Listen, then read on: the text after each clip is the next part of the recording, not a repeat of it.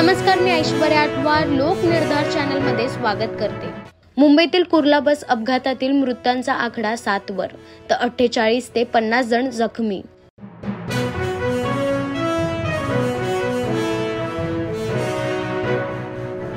मृत्यू झालेल्यांच्या कुटुंबियांना 5 लाखांची मदत। मुख्यमंत्री देवेंद्र फडणवीसांची मोठी घोषणा। जखमींवरील उपचाराचा खर्च मुंबई महानगरपालिका आणि बेस्टच्या वतीने करण्याचे आदेश।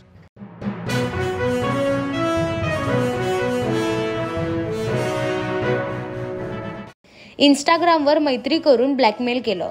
जालन्यात तरुणाच्या जाचामुळे नैराश्यात गेलेल्या 17 वर्षीय मुलीने गळ्याला फास लावला।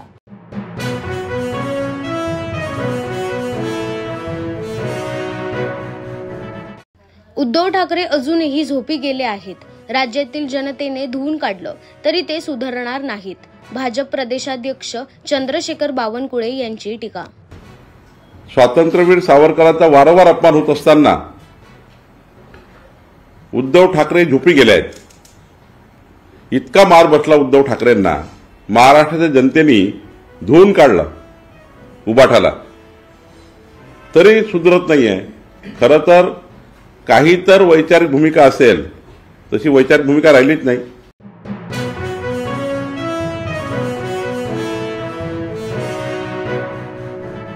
महाराष्ट्र विधानसभा निवडणुकीत ईव्हीएम आणि व्हीव्हीपीएटी मधील मतमोजणीत कुठेही तफावत नाही। निवडणूक आयोगाचा मोठा खुलासा, पत्रक जारी।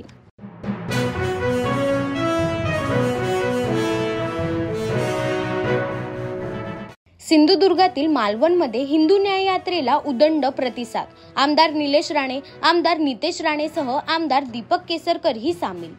छत्रपती शिवाजी महाराज की जय, छत्रपती शिवाजी महाराज की जय, छत्रपती शिवाजी महाराज की जय, जय शिवाजी।